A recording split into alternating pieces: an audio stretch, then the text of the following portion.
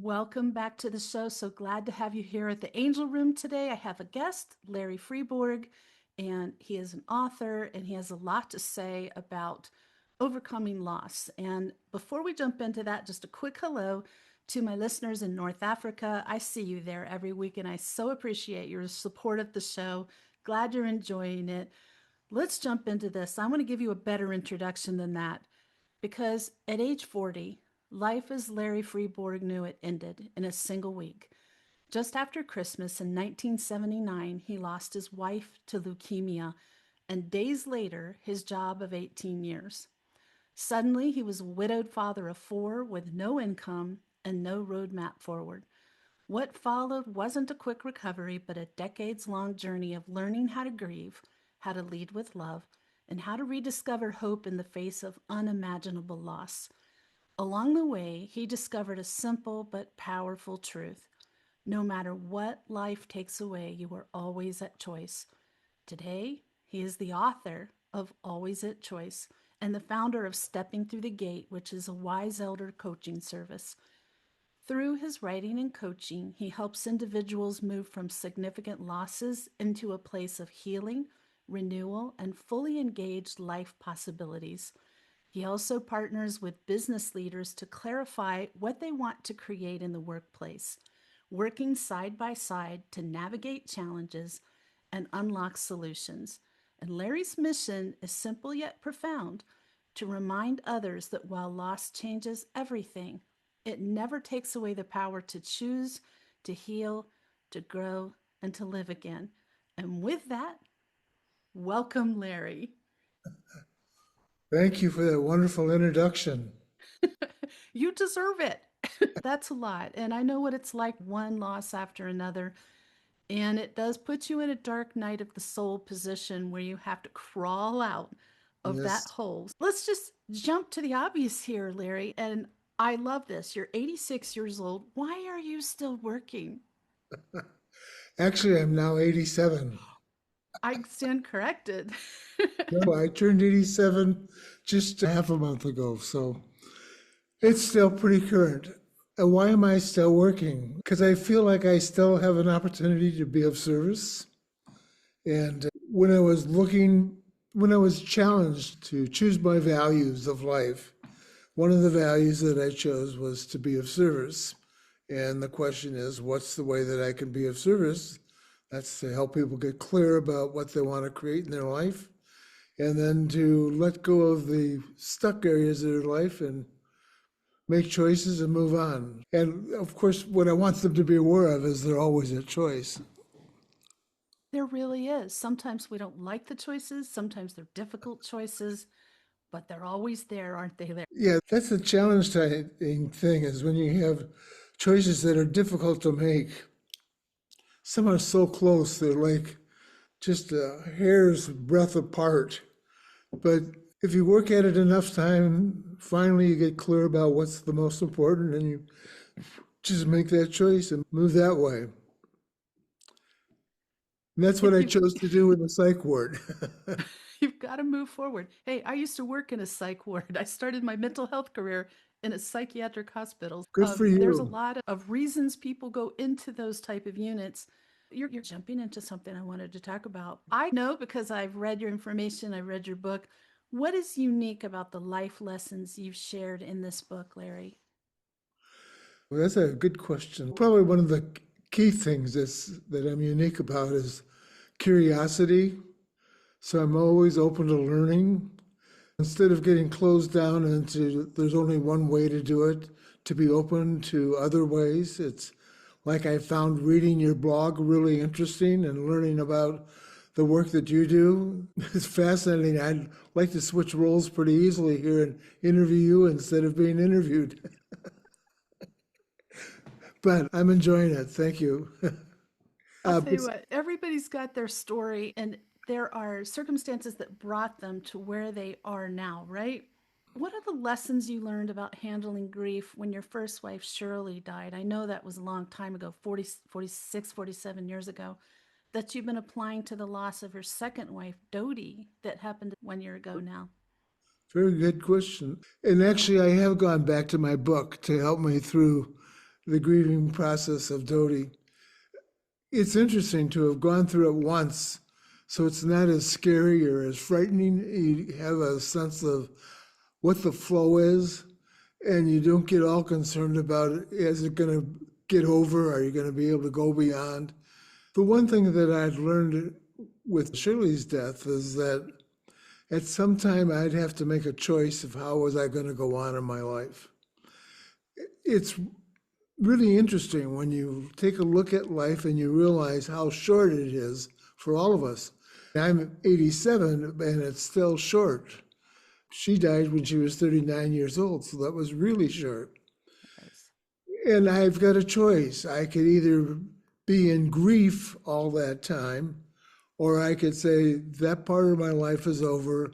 What's the next part? How am I going to move on? What's the next part of my life?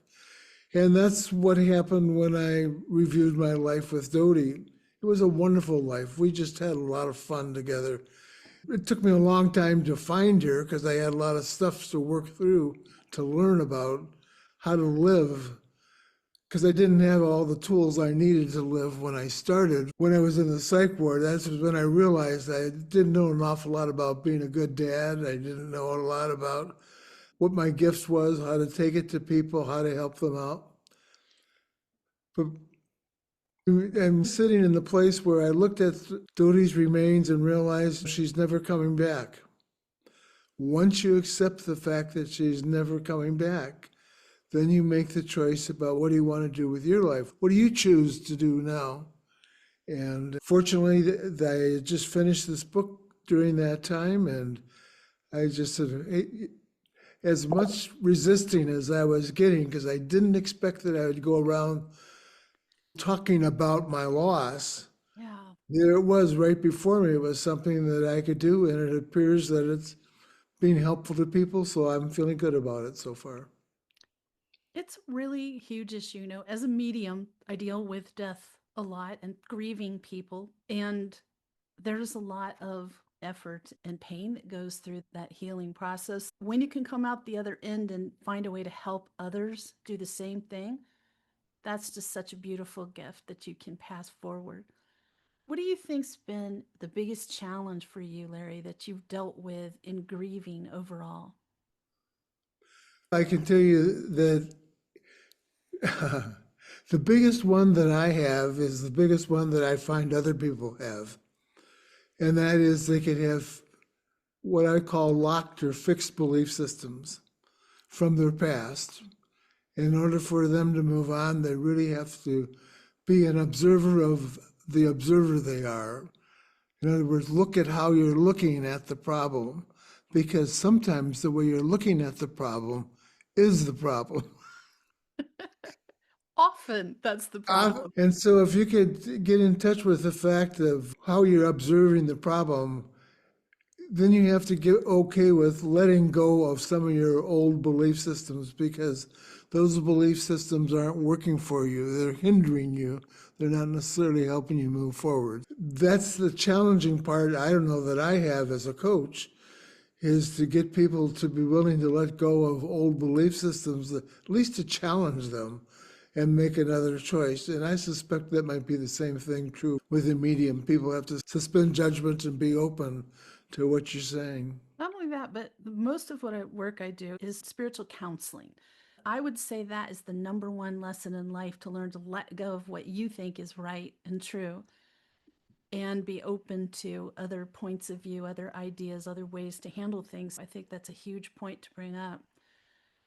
Those hardwired belief systems can go really deep in our mind, can't they? They really can. And I had become aware that the belief systems that I had, because I researched where did they come from? My folks? Did they come from my religion? Did they come from school? Did they come from the media? Did they come from my friends? How did I make my belief systems that I was living my life by? And how did I know that they were the quote unquote right ones to live by? So once I got in touch with, I had belief systems, I came across this book recently called Positive Intelligence. I don't know if you've read that one at all, but I really like Shirzad's approach about looking at your belief systems and seeing if as saboteurs. Because I know that I have them, but I didn't know that I had them when I was 5 years old. But I know that some of those things, like the one of not feeling like I'm good enough or that I'm not enough, I thought about writing this book for 20 years, and I just didn't feel I had the ability to write it. But once I chose to write it, and then I got some help to write it, it still took me 3.5 years to write it. But it was the 20 years that I sat in the thinking about it, wondering about it, challenging myself about it, thinking I wasn't good enough to write it, and then finally making the choice, hey, you're never good if you're just beginning.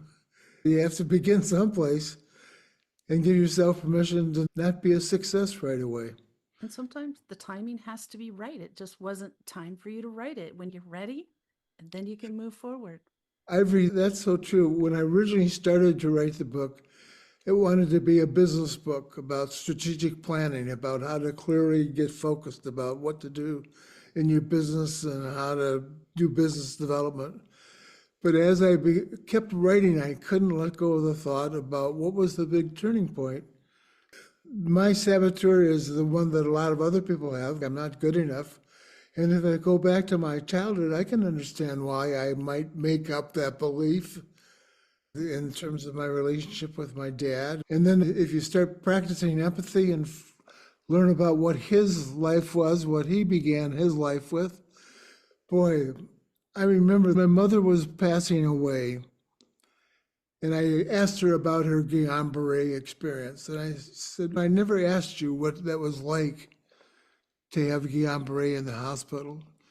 And she called me Oli. She says, Oli, it was really tough. I cried for the first 16 weeks continuously, thinking my life was over because she was 33 at the time when she came down with Guillain-Barré. And I said, he always told me Dad loved me, but I never really felt it. And so we began to go through why she said that my dad loved me. By that time, I had read the 5 love languages.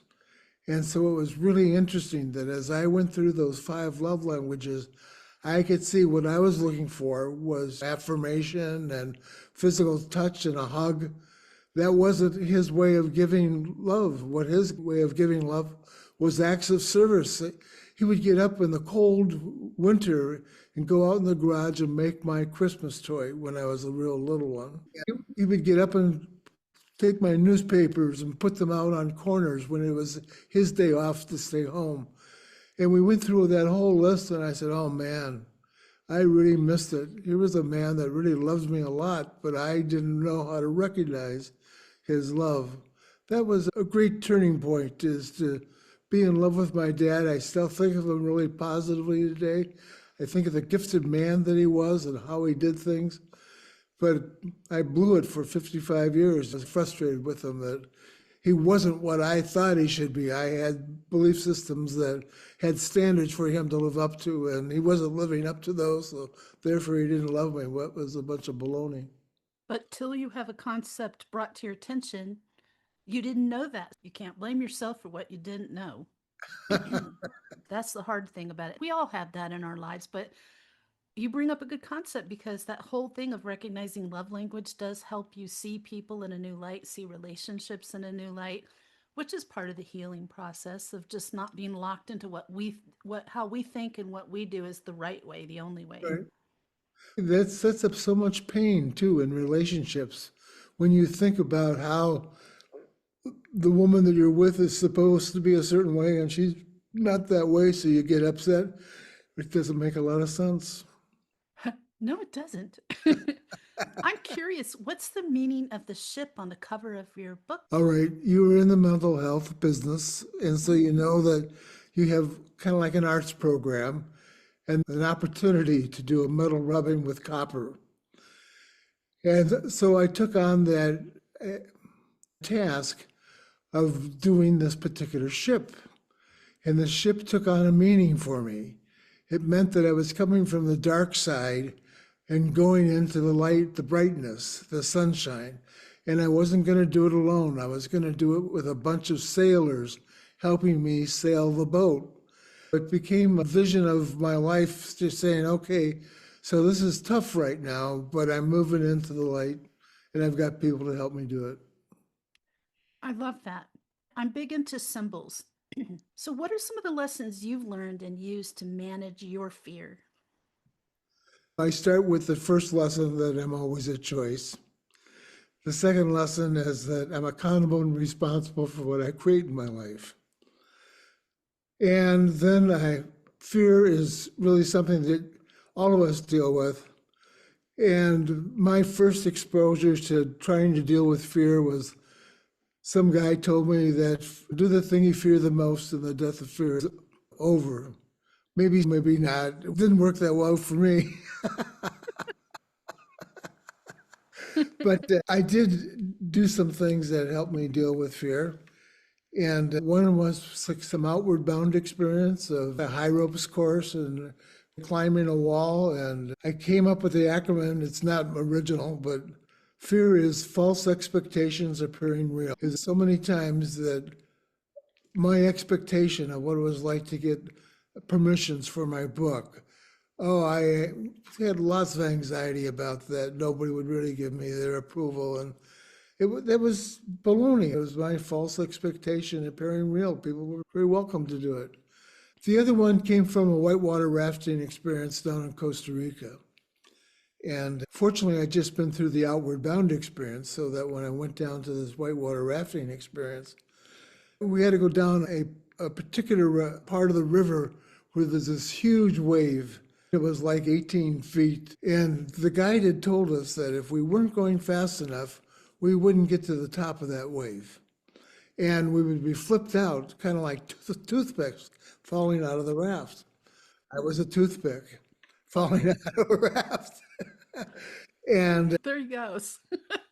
I came up underneath the raft trying to hold on to my sandals. There were bubbles, but I figured, you know what, I should go out and get some air. And the very next day, we were rescued by a kayaker. The next day, we were going down. I flipped out of the raft and I hit my knee on the rock. And I just said, man, what am I doing here? I brought my son down to celebrate his graduation from college. We got 3 more days of this whitewater rafting trip, and I'm already dinged up here. But I had learned the lesson of asking for help. And there was a lot of river guides that were on this particular trip from the United States because the water is warmer in Costa Rica in the wintertime than it is in northern United States. So I asked the first guy, he must have dealt with people that had fear before. He said, yeah, he said it happens a lot, but what people do is they anticipate one rapid, and then they anticipate the next one on top of it, and then they anticipate the next one on top of it, and pretty soon they're going over this huge rapid, then taking one rapid at a time. That's one of the things that I recommend is you take one rapid at a time. That made sense. I'm a big believer. Face what's right in front of you right now. Not don't worry. All that stuff we worry about probably will never happen. That's another good way to say it. That's exactly what I've had to learn how to do is face what's there, not necessarily the whole big problem that you see ahead of you. And the second thing was I saw another river guide, not being a good guy that was okay with just saying one. I wanted another story. He said, you know, people come down here to whitewater rafts, but actually most of the accidents are on ground when we're parked. When they're playing badminton or volleyball or catch or something like that, they sprain an ankle or they do something. He said the idea is if you whitewater rafting, you follow the rules, which means that you get flipped out, you face down and float down, the kayaker will pick you up. And so that was one raft at a time and follow the rules. And the third guy that I asked said, oh, you're here to have fun. He said, why don't you, and the water's warm, when you've got a calm area, just jump in the water and feel the water. Well, you know what? I had swum for the University of Minnesota. I'd been part of a major relay team that set a record at the University of Minnesota. So here I am afraid of water. I thought, boy, where are you coming from?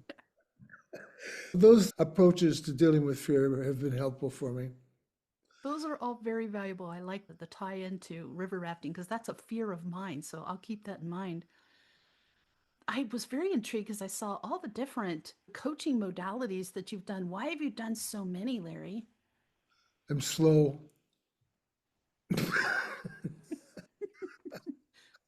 That's not what I was expecting to hear. Tell me No, more. actually, the first one that I didn't coach at the beginning. I had been a sales rep, so when I got people clear about what they should do, I would try to sell them on the idea of what they should do.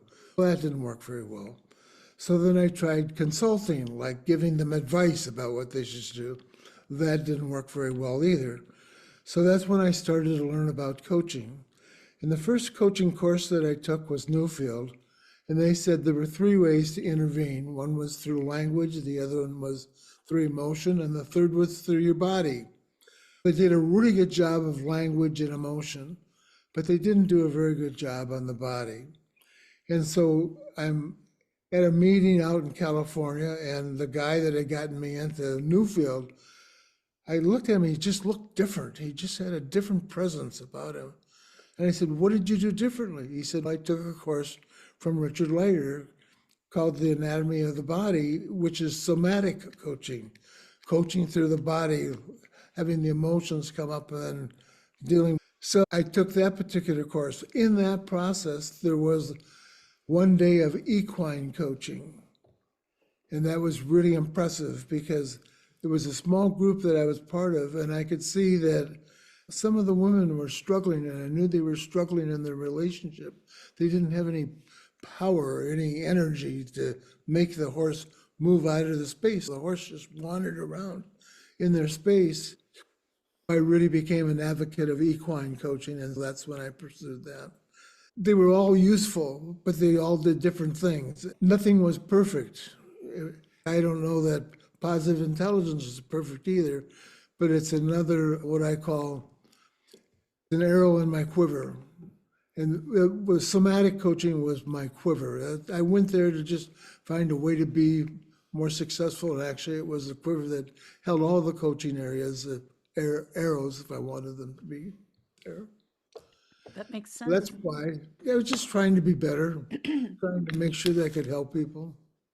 know a lot of people who take that many arrows in the quiver approach, and especially healers. I Yeah. have one friend who probably has 45 modalities she has learned. I want to really talk about in times like these when things are chaotic, people are losing their jobs, worried about the future.